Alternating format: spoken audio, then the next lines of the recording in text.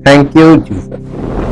जीवित और महान सामर्थी परमेश्वर, हम आपका हृदय से धन्यवाद करते हैं और हम सब लोग आपकी उपस्थिति में आए हैं आपके पवित्र वचनों को, उस आत्मिक दूध को, उस आत्मिक भोजन को, उस आत्मिक अन्न को, उस आत्मिक मांस को प्राप्त करने के लिए आए, जिससे हमारे आत्मिक जीवन का विकास हो और हमारी आत्मिक सेहत मजबूत हो, हम सेहतमंद हो, जिससे आपकी महिमा हर एक विश्वास करने वाले के द्वारा होने पाए। प्रभु, आपका पवित्र वचन कभी भी बेफायदा नहीं होता, वो हमारे जीवन में, हमारे हृदय में जाता है और हमारे जीवन को फलवंत करता है आत्मिक तौर पर, जिससे आपकी महिमा प्रकट हो और हम इस बात के प्रत्यक्ष प्रमाण हो कि प्रभु जीवित है और उसका सुसमाचार सच्चा है और उसने जो वायदा किया है उसे पूरा करने में वो सक्षम है। आपकी महिमा के लिए हम सब के जीवनों में ऐसा ही हो। आदर और महिमा आपको मिले। इस प्रार्थना को प्रभु यीशु मसीह के पवित्र नाम से मांगते हैं, आमीन। Praise the Lord. सबको जय मसीह की। हम परमेश्वर का धन्यवाद करते हैं। आज हमारा स्टडी का विषय है झूठा सुसमाचार और सच्चा सुसमाचार। इसको कंपेयर करना, वचन से इसको देखना, सच्चा क्या है, झूठा क्या है। झूठा सुसमाचार वो सुसमाचार है जिसके सिद्धांतों में यद्यपि कुछ हद तक सत्य होता है, लेकिन वे सच्चे परमेश्वर को प्रकट नहीं करता, बल्कि केवल उसकी विकृत छवि प्रस्तुत करता है। वो कौन है, उसने क्या किया है और किसके लिए किया है। झूठे सुसमाचार में किसी को बचाने की शक्ति नहीं होती। सच्चा सुसमाचार ही एकमात्र सुसमाचार है जिसे परमेश्वर ने लिखा है। ये परमेश्वर की एक उचित, बाइबल के अनुसार सटीक छवि प्रस्तुत करता है। ये 100% सत्य है और इसके सिद्धांत सटीक रूप से सिखाते हैं कि वो कौन है, परमेश्वर कौन है, उसने क्या किया है और किसके लिए किया है। परमेश्वर का सुसमाचार परमेश्वर के चरित्र के साथ साथ उसके लोगों को उनके पापों से बचाने की उसकी योजना को भी प्रकट करता है।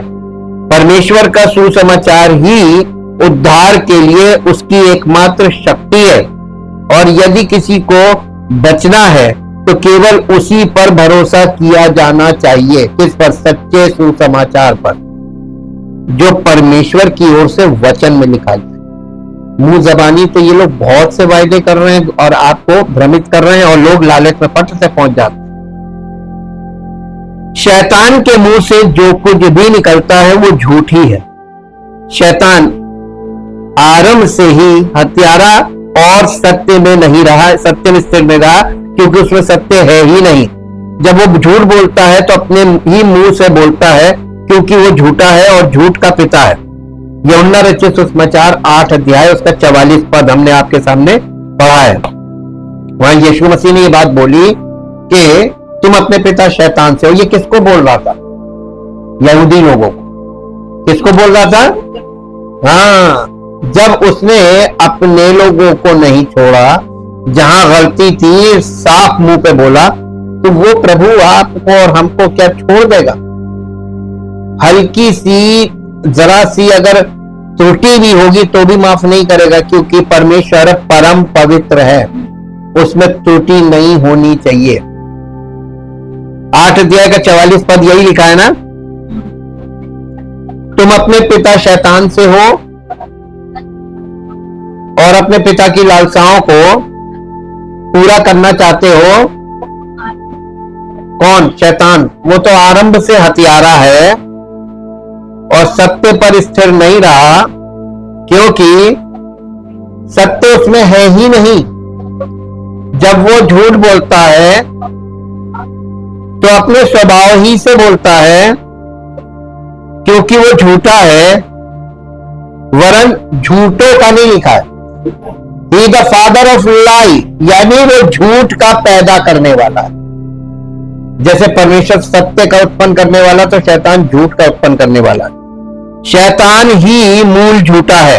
उत्पत्ति 3 अध्याय के 4 पद में यह लिखा हुआ है, यहां तक कि सत्य भी झूठ बन जाता है जब वो शैतान के मुंह से निकलता है। अगर यही वचन शैतान बोलने लगेगा, शैतान के मुंह से निकलेगा, तो ये झूठ बन जाएगा। ये खास चीज है, और ये आपने बाइबल में आपको देखने को मिलती है। जब आप मत्ती रचित सुसमाचार के 4 अध्याय में प्रभु यीशु मसीह के विरुद्ध पवित्र शास्त्र के उसके चालाकी भरे उपयोग से यह बात प्रमाणित होती है, क्योंकि यीशु मसीह से वो क्या कह रहा था, अपने आप को नीचे गिरा दे, क्योंकि तेरे विषय में लिखा है कि वो अपने दूतों को तेरे निमित्त आज्ञा देगा और वो तुम्हें हाथों हाथ उठा लेंगे, ऐसा ना हो तेरे पांव पत्थर से ठेस लगे। इसका मतलब गलत संदर्भ में वचन को देता है, जिससे वो झूठ बन जाता है। अब आपको एक चीज और सीखने को मिल रही, वचन का गलत संदर्भ में जो इस्तेमाल किया जाता है वो किसकी ओर से है? हाँ, और आपको ज्यादातर प्रचारक ये करते मिलेंगे। इसलिए सावधान रहिए, वचन को समझना शुरू कर दीजिए।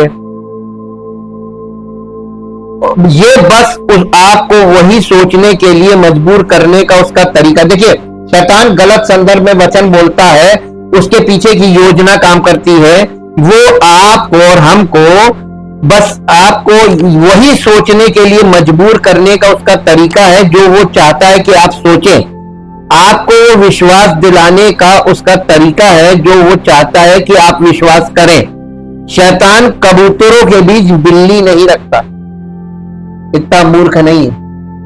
कबूतर पवित्र आत्मा को कैसे दिखाया था? कबूतर की नाई, तो वहां वो बिल्ली नहीं लाएगा, कबूतर ही लाएगा।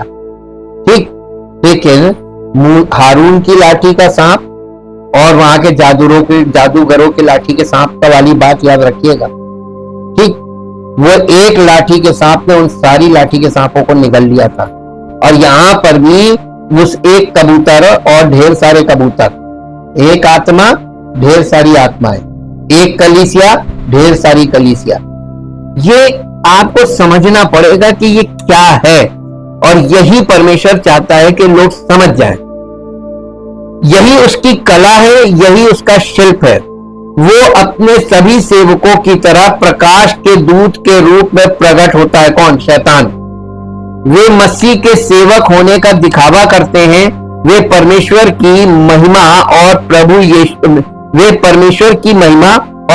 यीशु है, और उस परमेश्वर की स्तुति हो, चिल्लाते हैं, जोर जोर से नारे लगाते हैं, परमेश्वर की महिमा हो, प्रभु की स्तुति हो, यीशु ही प्रभु है, परमेश्वर की महिमा हो। इन सब बातों के नारे लगाते हैं और चिल्लाते हैं, और फिर भी यदि वे परमेश्वर का सुसमाचार नहीं सुनाते हैं तो वे धोखेबाज हैं।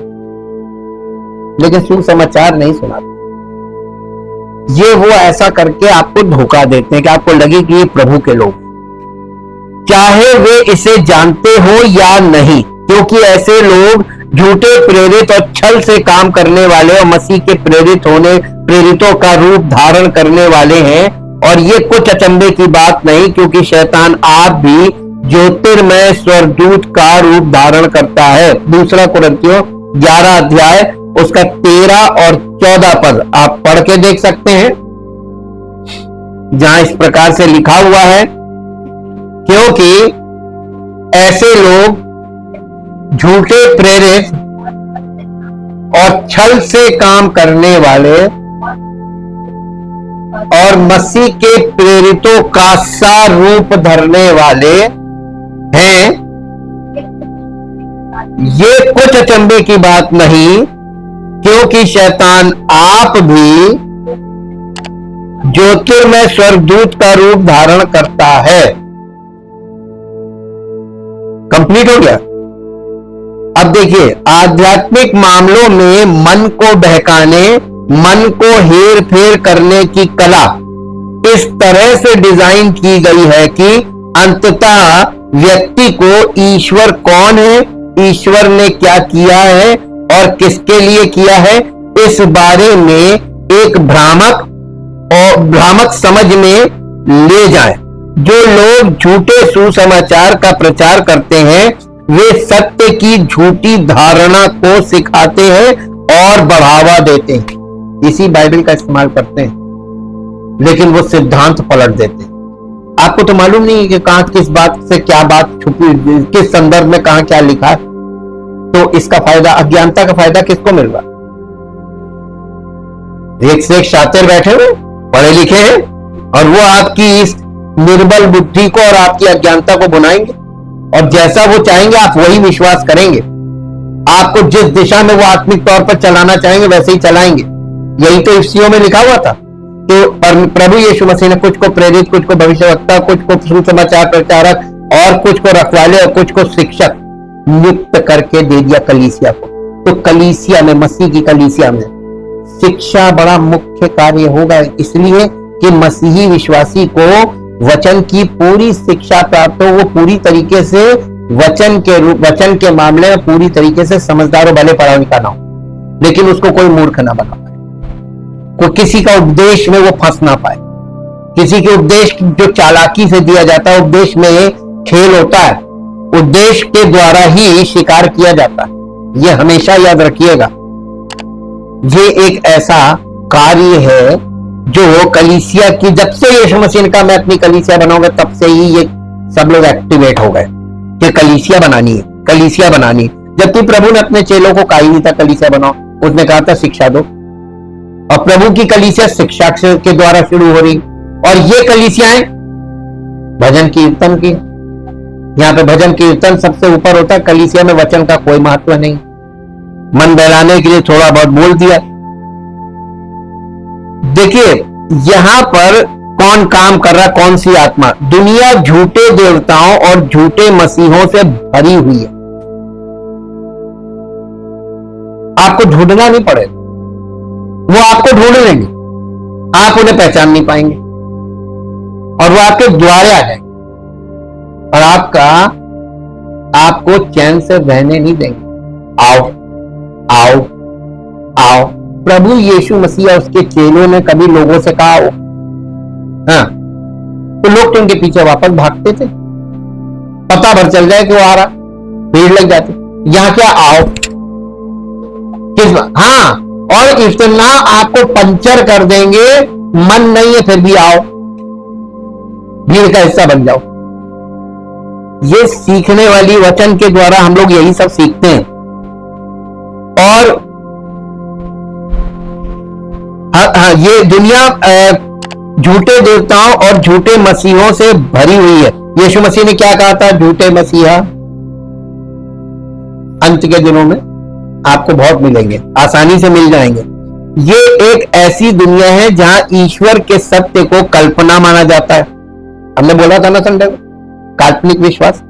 ये एक ऐसी दुनिया है जहां ईश्वर के सत्य को कल्पना माना जाता है और कल्पना को व्यापक आंखों वाले और शारीरिक दिमाग वाले लोग ईश्वर के सत्य के रूप में प्यार से गले लगाते हैं, झूठी शिक्षा को गले लगाते हैं। सत्य बोलिए, वो आप उनके दुश्मन।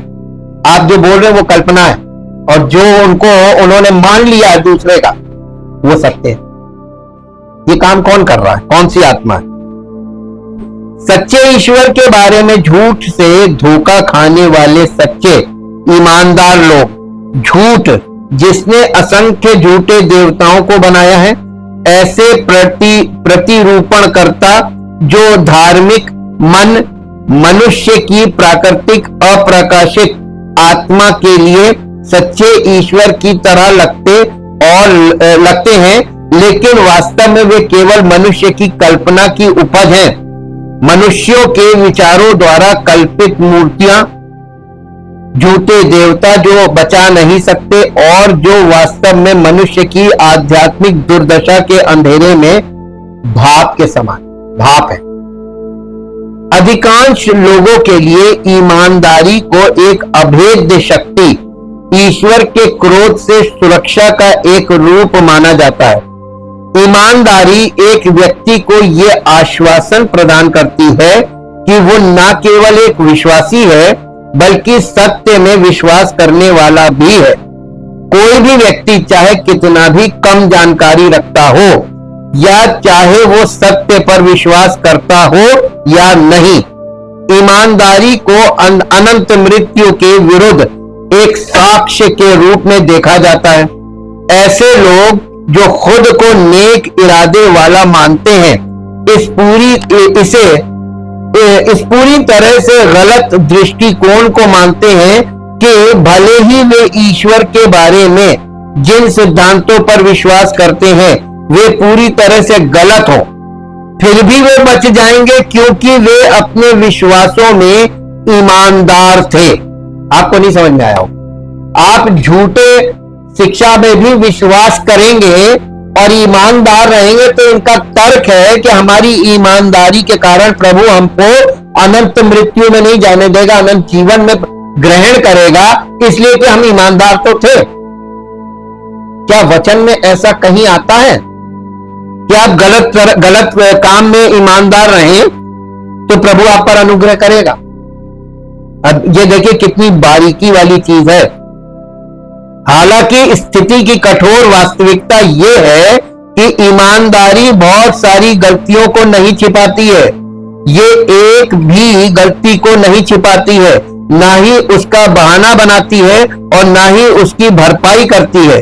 झूठ पर विश्वास करने में ईमानदारी सत्य पर विश्वास करने का स्वीकार्य विकल्प नहीं है। ईश्वर अपने सुसमाचार के मामले में गलतियों को अनदेखा नहीं करता, भले ही वो ईमानदारी से विश्वास के साथ जुड़ा हो। झूठ पर ईमानदारी से विश्वास करना, जबकि सत्य को अस्वीकार करना या उससे अनभिज्ञ रहना मुक्ति का कोई नुस्खा नहीं है, बल्कि निश्चित विनाश का ही नुस्खा है।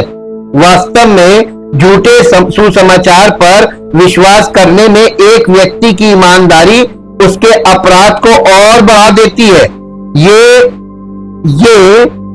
उन्हें उनके अपराध से मुक्त नहीं करता, क्योंकि ईमानदारी से वास्तव में स्वेच्छा से, पूरे दिल से और जानबूझकर उस झूठ को अपनाया जिसे उन्होंने सत्य समझा था।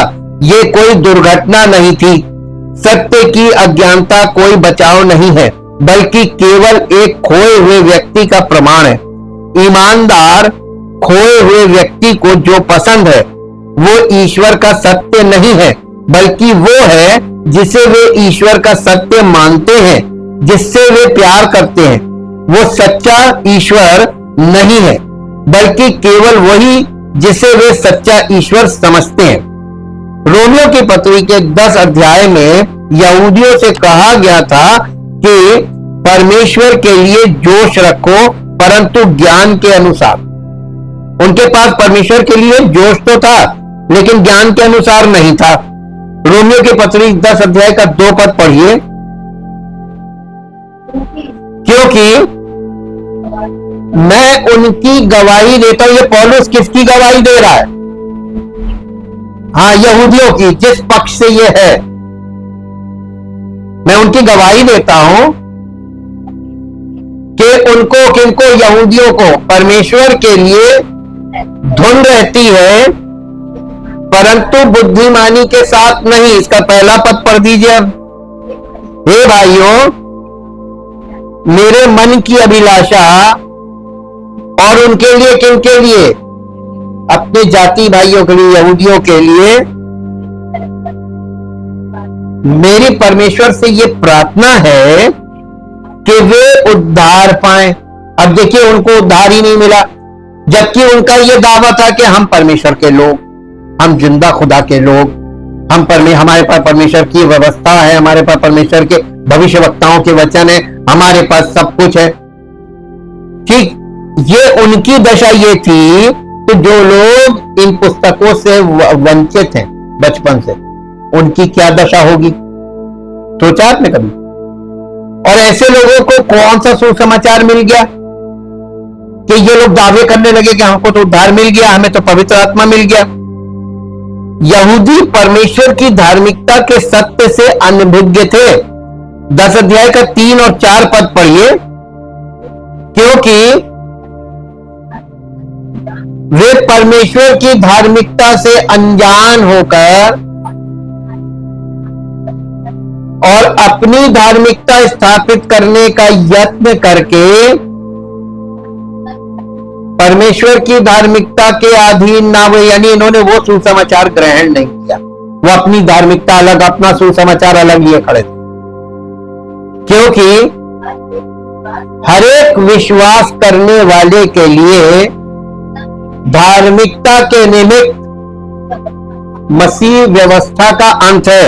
यानी मसीह को अगर आपने विश्वास कर लिया, कोई कर्म कांड नहीं काम करना चाहिए, आपको इसमें नहीं जाना चाहिए और ना आपको ये विश्वास करना चाहिए कि नहीं भाई देखिए हमको ये भी करना पड़ेगा। एक्सक्यूज नहीं है, एक्सक्यूज नहीं है। और ये जो लोग इन चीजों के लिए एक्सक्यूज लेकर दो नाव पे पैर रखेंगे, आप एक बात बताइए, जब दो नाव पे पैर रखोगे तो क्या होगा? इधर वाला सोचेगा तुम उधर हो, उधर वाला सोचेगा तुम इधर हो, इधर वाला सोचेगा वो बचाएगा, उधर वाला सोचेगा ये बचाएगा, कहीं के रहोगे। ये एक बहुत हार्ड पॉइंट है।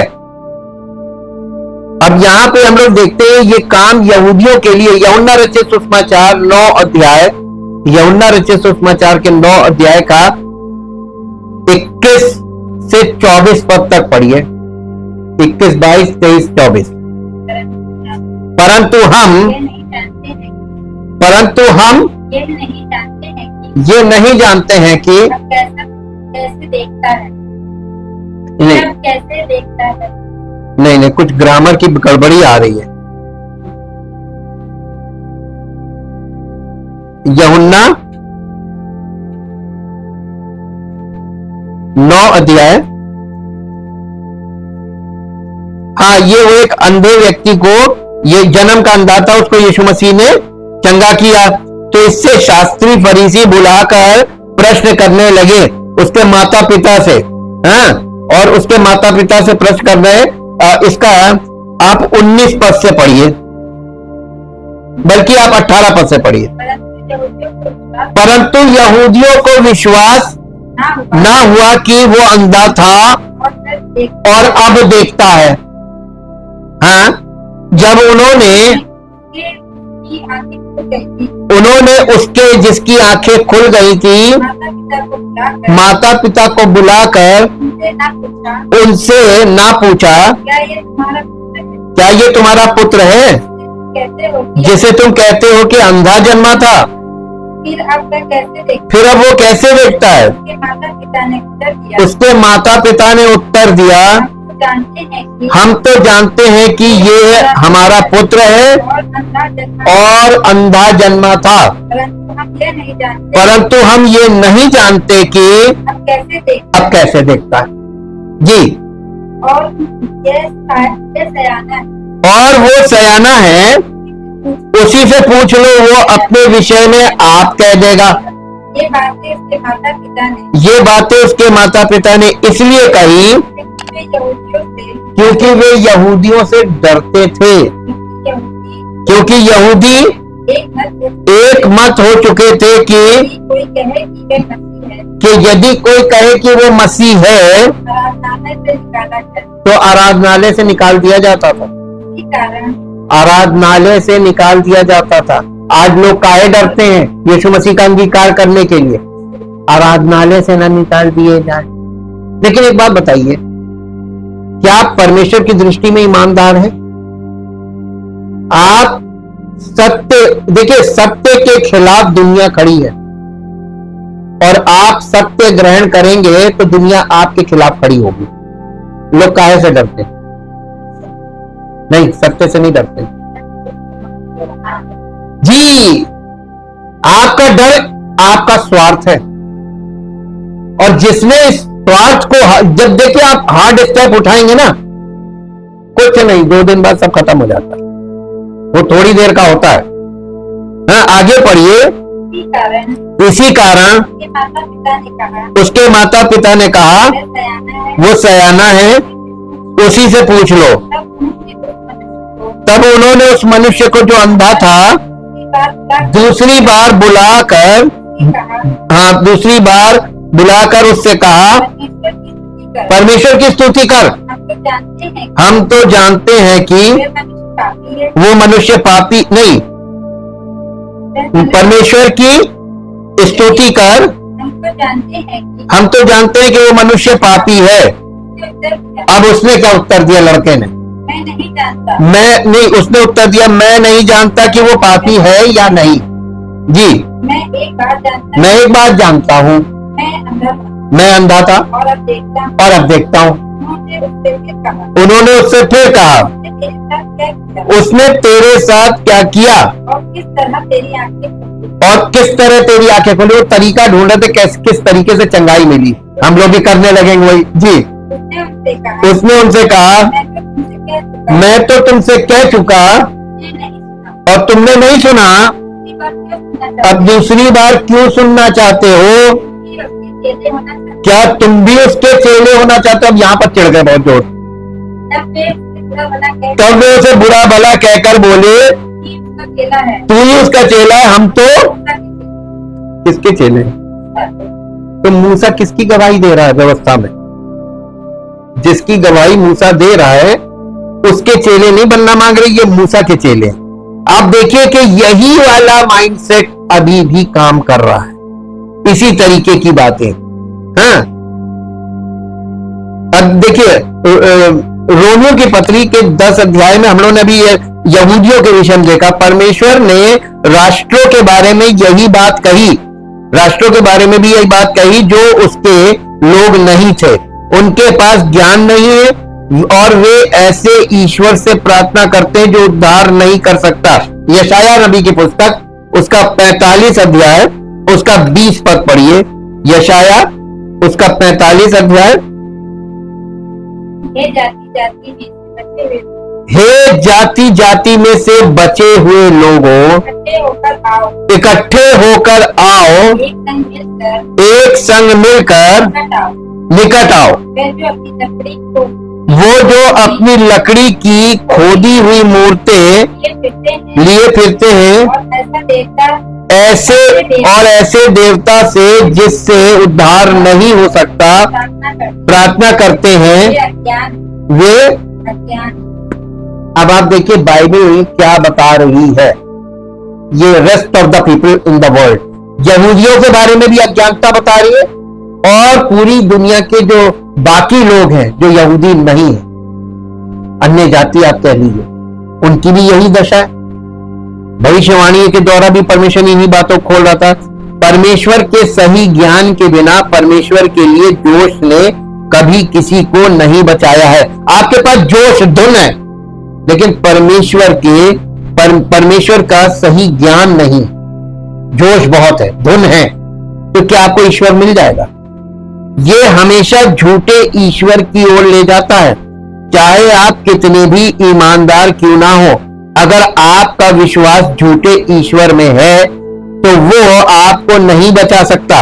इसका किसी व्यक्ति की बुद्धि या विवेक या उसकी कमी से कोई लेना देना नहीं है, क्योंकि सत्य पर विश्वास करने के लिए सर्वशक्तिमान परमेश्वर का सुसमाचार कुछ ऐसा है जो परमेश्वर से प्रकाशन द्वारा आता है, क्योंकि एक व्यक्ति विश्वास के उपहार के माध्यम से परमेश्वर की कृपा से बचाया जाता है। इफिसियों की पत्री उसका 2 अध्याय उसका 8 और 9 पद पढ़िए। इफिसियों की पत्री 2 अध्याय उसका 8 और 9 पद। कैसे उद्धार कैसे प्राप्त होता है? क्योंकि विश्वास के द्वारा अनुग्रह ही से तुम्हारा उद्धार हुआ है और ये तुम्हारी ओर से नहीं, ये परमेश्वर का वरदान है, ये उसका गिफ्ट है। अब ये बताइए, परमेश्वर जब जिसको चाहे उसे दे सकता है ना? तो जिन लोगों को नहीं दिया वो क्या करेंगे? अभी आपको नहीं समझ में आया? आपको नहीं, जेलसी काम करेगी? आप काइन और हाबिल में जाइए, दोनों ने परमेश्वर को भेंट चढ़ाई। एक व्यक्ति को परमेश्वर ने ग्रहण किया, जिसको परमेश्वर ने ग्रहण किया उसकी भेंट को भी ग्रहण कर लिया, यानी उसकी आराधना ग्रहण हो गई। और जिस व्यक्ति को उसने ग्रहण नहीं किया उसकी भेंट को भी नहीं ग्रहण किया। अब हुआ क्या? जिसकी ग्रहण नहीं हुई थी, यही चीज होगी ना। अब आप देखिए, ये इतना खतरनाक काम है जो परमेश्वर करता है। अब ये परमेश्वर की मर्जी का काम है, उसकी मर्जी पर डिपेंड करता है उद्धार। और जिसको नहीं मिला, मान लीजिए वो बहुत पुराना और जो अभी ताजा ताजा है उसको मिल गया, ये परमेश्वर की इच्छा है तो उसने उस पर अनुग्रह कर दिया, उन पर नहीं किया। ये इस बात पे निर्भर करता है किसके दिल में क्या है और किसका दिल कैसा है, इसके अकॉर्डिंग परमेश्वर खटाखट उद्धार देता है। अभी किसी का दिल उद्धार प्राप्त करने के लिए तैयार नहीं है, उसको देगा। बेटा अभी कलीसिया में बने रहो, वचन के द्वारा अपने हृदय को पहले तैयार करो। हल जोतो, जमीन तैयार होती है, हल जोता जाता है ना। हल जोतना क्या जमीन को कष्टदायी होता है जमीन के लिए कि उसके लिए आरामदेह होता है? कष्टदायी होता है। तो आपके जीवन में जब पवित्र आत्मा हल वाला काम करेगा तो आपको बुरा बहुत लगेगा, कड़वी कड़वी जल्दी ऐसी बातें करेगा जिससे आपके मन के अंदर की वो चीजें निकाले आप। जब तक वो चीजें निकलेंगी नहीं, अनुग्रह नहीं कर। जो उसकी मर्जी का मालिक है, उसने कहा था, मूसा से कह दिया था, मैं जिस पर चाहूंगा दया करूंगा, जिस पर नहीं चाहूंगा तू कहने वाला नहीं, मुझे मत कहना, इस पर कर, इस पर ना कर। ये मनुष्य की यहां पर इच्छा नहीं चलती, इसमें परमेश्वर की। इसीलिए बॉर्न अगेन को बोला गया है कि परमेश्वर की इच्छा से पैदा हो जाना। अब परमेश्वर की इच्छा जिस दिन होगी आपको करेगा, नहीं होगी तो आपको वो रोके रहेगा, रुके रहो। अब बताइए, लोग कलीसिया में रुकते नहीं है, भागते। उनको लगता है कि नहीं गलत है, हम तो इतने पुराने हैं, और वो अपने आप को, यहां पे यही वाली प्रॉब्लम। अब इसको फिर से पढ़िए कि अनुग्रह ही से तुम्हारा उद्धार हुआ है, क्योंकि विश्वास के द्वारा अनुग्रह से तुम्हारा उद्धार हुआ। ये तुम्हारी ओर से नहीं वरन परमेश्वर का दान है, और ना कर्मों के कारण, ऐसा ना हो कि कोई घमंड करे। तो उद्धार वो चीज है जिसमें आपके पास और हमारे पास घमंड का कोई आधार ही नहीं। ये टोटली डिपेंड अपॉन गॉड, परमेश्वर पे ही निर्भर करता है। अब आप देखिए, ये जो बचाए गए लोगों को परमेश्वर द्वारा सिखाया जाता है, या जो बॉर्न अगेन हो जाते हैं उनको ये सिखाया जाता है, और इसलिए वे सभी उस पर और जो वो कहते हैं उस पर विश्वास करते हैं। मसीह कहते हैं, मेरी भेड़ें मेरी आवाज सुनती हैं और मैं उन्हें जानता हूं और वे मेरे पीछे चलती हैं।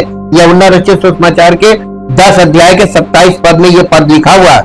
10 अध्याय का 3 से 5 तक पढ़िए। यूहन्ना रचित सुसमाचार 10 अध्याय 3 से 5। उसके लिए सच्चा चरवाहा मैं हूं, और फिर कह रहा है उसके लिए, जो सच्चा चरवाहा उसके लिए द्वार खोल देता है, और भेड़ें उसका शब्द सुनती हैं, और वो अपनी भेड़ों को नाम ले लेकर बुलाता है और बाहर ले जाता है। जब वो अपनी सब भेड़ों को बाहर निकाल चुकता है तो उनके आगे आगे चलता है। लेकिन आप एक बात बताएं, यहां पे थोड़ा उल्टा हो गया। संसार में आप जितने भी चरवाहे देखेंगे वो जानवर के पीछे चलते हैं कि आगे चलते हैं, लेकिन ये एक ऐसा चरवाहा है एकमात्र जो भेड़ों के आगे आगे चलता है, भेड़ें इसके पीछे पीछे चलती। तो इसका मतलब ये है कि यीशु मसीह की भेड़ों को यीशु मसीह हाँकता नहीं है, भेड़ें स्वेच्छा से उसके पीछे चलती है। ये अंतर आपको दिखाई दे रहा। और आप हर जगह देखिए, ध्यान से देखिए दूसरी जगहों में, तो वहां आपको लगेगा कि ये हाँके जा रहे हैं, बंधन में है, उनके वो स्वतंत्र रूप से अपनी इच्छा से नहीं चल। यीशु मसीह की भेड़ का मतलब है वो मसीही विश्वासी जो पवित्र आत्मा के द्वारा यीशु मसीह से कनेक्ट हो जाता है और वचन के आधार पर चलने लगता है। वो है मसीही विश्वासी, और वो सच्चा मसीही है, और वो उसके पीछे पीछे चलता है। यही उसने दावा किया था। अब यहां पर जो सीन बताया जा रहा है कि वो अच्छा चरवाहा मैं हूं, और द्वारपाल, उसे जो चरवाहा है, सच्चा चरवाहा है, उसको देखकर द्वारपाल द्वार खोल देता। आपको समझ में नहीं आया होगा ये क्या था? आया किसी को? है ये क्या चीज कह रहा है? एक्चुअली आपने ये कल्चर नहीं है, यहां आपने देखा नहीं। वहां पर यरूशलेम में ढेर सारे वो बने हुए थे भेड़ों के रहने की जगह, और सब लोग अपनी अपनी भेड़ों को वहां पे छोड़ देते थे भेड़शाला में, उसको भेड़शाला बोलते हैं। वहां पे भेड़ें छोड़ दी जाती थी, और हर एक का चरवाहा आता था, और वहां पे जो चौकीदार होता था वो दरवाजा खोलता था मालिक को देख करके, अच्छा ये आए, इनकी भेड़ें हैं। तो जिनकी भेड़ें होती थी उसके मालिक को देखता था तभी दरवाजा खोलता था, अन्यथा नहीं। उसके बाद वो जब दरवाजा खोलता था चौकीदार, उसके बाद वो अपनी भेड़ों को नाम ले लेकर बुलाता था। हर भेड़ों के नाम रखे जाते थे, और जब वो नाम लेता था तो उसकी भेड़ें उसके पास आती थी, बाकी नहीं निकल के आती। और द्वारपाल इस बात को चेक करता था कि इसी की जा रही, किसी और की तो नहीं जा रही। ये भेड़शालाएं होती थी वहां पर, और ये क्योंकि आपके कल्चर में नहीं, आप बाइबल में सारी जिंदगी पढ़ेंगे, आपको कभी नहीं समझ में आएगा। यहां पर यीशु मसीह को दिखाया जा रहा है, और वो ये कह रहा है कि मेरी और भी भेड़ें जो ये यहूदी में, इसके अलावा भी हमारी भेड़ें हैं, और उन्हें भी मैं बुलाऊंगा। और भेड़शाला, देखिए अब आप स्पिरिचुअली देखिए तो प्रत्येक मनुष्य का हृदय, चाहे वो किसी भी जाति धर्म का हो, अगर वो परमेश्वर की भेड़ है तो यीशु मसीह चरवाहा है, वो उसकी आवाज सुनकर उसके पीछे चलने लगे। ये परमेश्वर की सामर्थ और यही परमेश्वर की महिमा है। वो चाहे कहीं से भी हो, वो उसके पीछे चलने लगेंगी। ये इसी बात को यीशु मसीह ने बोला था। मसीह ने ये भी कहा, जो कोई सत्य का है वो मेरी आवाज सुनता है। यूहन्ना रचित सुसमाचार 18 अध्याय उसका 37 वर्ष पढ़िए, 37 पद। यहां इस प्रकार लिखा हुआ है,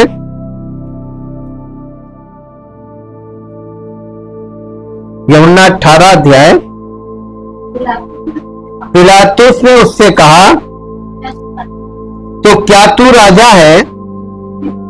यीशु ने उत्तर दिया, तू कहता है कि मैं राजा हूं। मैंने इसलिए जन्म लिया और इसलिए संसार में आया हूं कि सत्य की गवाही दूं।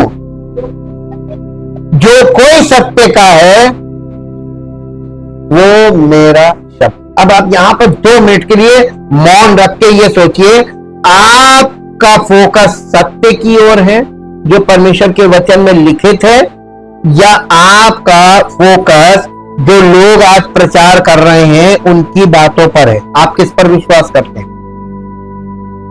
लिखित वचन पर, या जो प्रचारक प्रचार कर रहे हैं उन बातों पर? हमने आपको बहुत पहले ये बात बोली थी, बाइबल से कभी अलग मत। सत्य आपको पता नहीं और आपको सत्य बाइबल में ही मिलेगा। यूहन्ना रचित सुसमाचार 14 अध्याय और उसका 23 पद पढ़िए, इसको कंपेयर कीजिए इससे। यीशु ने उसको उत्तर दिया, यदि कोई मुझसे प्रेम रखेगा, यही पहचान है। अगर कोई यीशु मसीह से प्यार करेगा, अगर का मतलब ये चीज यानी आसानी से नहीं होने वाली है, ये दुर्लभ है। जब किसी कोई दुर्लभ बात बोली जाती है तो उसमें कहा जाता अगर और मगर का मतलब असंभव है। ये संभव तब होगा जब ऐसा होगा, तभी संभव मानना। अगर कोई मुझसे प्रेम रखेगा, आप अगर उसके वचन को ना मानकर किसी और का प्रचार सुन रहे हैं, मौखिक प्रचार जो वचन से मेल नहीं खा रहा, और आप विश्वास कर रहे हैं, तो आप क्या विश्वास कर रहे हैं, सत्य के झूठ? मसीह ने यह भी कहा, जो कोई सत्य का वो मेरी आवाज सुनता है, और जो लोग गलत मानते हैं उन्हें परमेश्वर ने नहीं सिखाया है, इस पर बाद में और अधिक हम सीखेंगे। ईमानदारी कभी भी अज्ञानी के ऊपर मंडराते हुए खोई हुई अवस्था के काले बादल को नहीं हटा सकती। आप कितने भी ईमानदार हो, आपके ऊपर जो अज्ञानता का बादल छाया हुआ, आपकी ईमानदारी उस अज्ञानता के बादल को दूर नहीं कर सकती। आपकी ईमानदारी किस काम की बताइए? जब आपको सच्चाई नहीं मालूम है, आपके सामने सच्चाई रखी जा रही है, लेकिन आपके पास आप कह रहे हैं कि मैं ईमानदार हूं और आप उस सत्य को ग्रहण नहीं कर रहे, तो ये ईमानदारी कहेंगे इसको? ये परमेश्वर का न्याय चल रहा मालूम है कलीसिया के द्वारा। वचन अगर सही तरीके से रखा जाए तो हर एक व्यक्ति का दिल दो भाग हो जाता है। हाँ, वो दुविधा में आ जाता है कि क्या करें, इधर जाएं कि इधर जाएं। ये आप इसको नए नियम में बार बार देखेंगे। जब पौलुस बोलता था तो लोग दो भागों में बढ़ जाते थे। ये बिल्कुल सत्य है। ईमानदारी किसी व्यक्ति के लिए तब तक अच्छी नहीं होती जब तक कि वो सत्य के साथ ना जुड़ जाए। इसलिए अब यहोवा का भय मानो और उसकी सेवा ईमानदारी और सच्चाई से करो, और उन देवताओं को दूर करो जिनकी सेवा तुम्हारे पुरखा जल प्रलय के पहले मिस्र में करते थे, और यहोवा की सेवा करो। यहोशू की पुस्तक उसका 24 अध्याय निकालिए। यहोशू की पुस्तक उसका 24 अध्याय और उसका 14 पद पढ़िए। इसलिए अब यहोवा का भय मानकर उसकी सेवा कैसे करो? खराई और सच। आज यही तो दुर्लभ है आज के युग में। देखिए, जब कोई चीज बहुत ज्यादा मात्रा में दिखने लगे, समझ जाइए कि गड़बड़ी हो गई, क्योंकि दुर्लभ चीज इतनी बड़ी तादाद में कैसे दिखाई दे सकती है? यीशु मसीह ने क्या कहा? अंत के दिनों में सावधान रहना, कोई तुम्हें भरमाने ना पाए, क्योंकि बहुतेरे मेरे नाम से आएंगे और तुम्हें भरमाएंगे। झूठे मसीह, झूठे भविष्यवक्ता उठ खड़े होंगे। ये यानी इनकी गिनती तादाद जो बताई गई है मैनी बड़ी मात्रा में, और इस पे ही तो क्वेश्चन मार्क, इतनी बड़ी मात्रा में कैसे संभव है? शुद्धता कभी भी बड़ी मात्रा में संभव नहीं है। अब आपको फिर मैं कुछ लॉजिकल क्वेश्चन पूछूं। प्योर शुद्ध शहद आज के जमाने में दुर्लभ है। आपको जो भी शहद मिल रहा है उसमें मिलावट है, 100% नहीं। क्या आप सोचते हैं कि शुद्ध शहद इतना है कि पूरे हिंदुस्तान के अंदर आराम से लोगों को अवेलेबल हो कम पैसों में? नहीं ना, क्योंकि जो चीज अब दुर्लभ है, शुद्धता अब दुर्लभ है, तो शुद्धता के दाम बढ़ जाएंगे कि नहीं बढ़ जाएंगे? जो चीज दुर्लभ हो गई बढ़ जाएगी ना, और बड़ी मुश्किल से मिलेगी। गारंटी तो सब देंगे लेकिन वो होगी नहीं।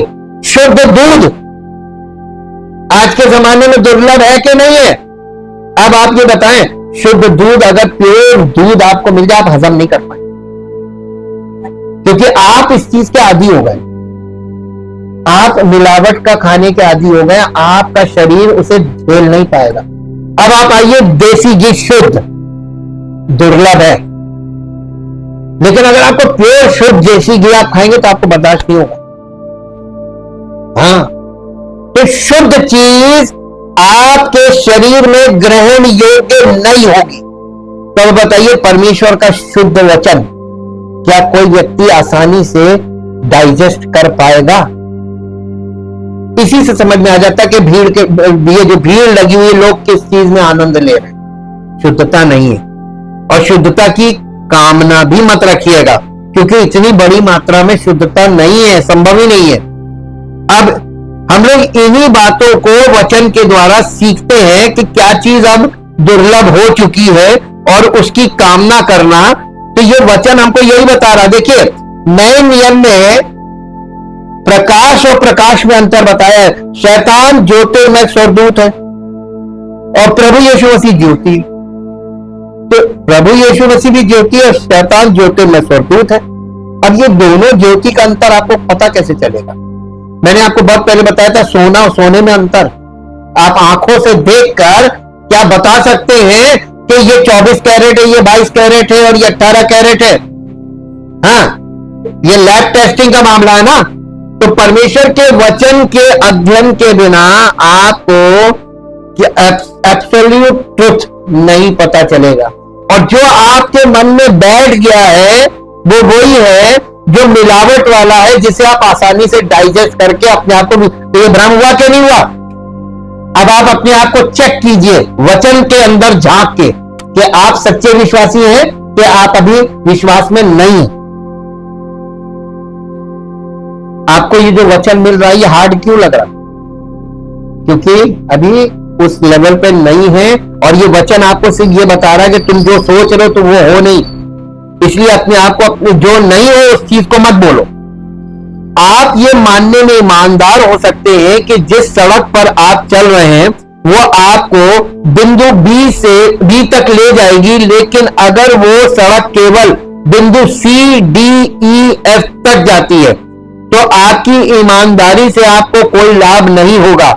आप ईमानदारी से मान सकते हैं कि 2 + 2 5 हो सकता है, ईमानदारी से आप मान सकते हैं, लेकिन आपकी ईमानदारी कभी भी इस तथ्य को नहीं बदल सकती कि ये सही उत्तर 4 है, ना ही ये तथ्य कि ना केवल आप गलत हैं बल्कि आप हमेशा से गलत रहे। झूठ से धोखा खाने वाला व्यक्ति कभी भी सच्चे उत्तर पर विश्वास नहीं करता है, चाहे वे कितने भी लंबे समय तक और कितनी भी गहराई से आश्वस्त हो कि वे जो मानते हैं वो सत्य है। इसी तरह जब तक आप झूठे सुसमाचार पर विश्वास करते हैं, जब तक आप मानते हैं कि आपके पास सच्चा परमेश्वर है, जब आपने झूठे सुसमाचार पर विश्वास किया था जो झूठे परमेश्वर के अलावा कुछ भी प्रस्तुत नहीं कर सकता, तो आप गलत हैं। आप बचाए गए, यानी आप बॉर्न अगेन नहीं हुए हैं, आपका उद्धार नहीं हुआ। और इस बात को कैसे पता चलेगा, हम कैसे जान सकते हैं? वचन।